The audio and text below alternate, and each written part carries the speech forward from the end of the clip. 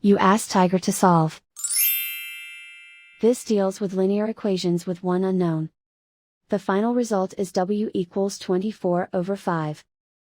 Let's solve it step by step. Group all constants on the right side of the equation.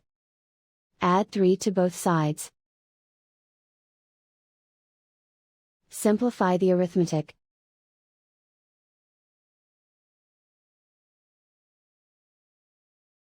Isolate the w. Divide both sides by 10.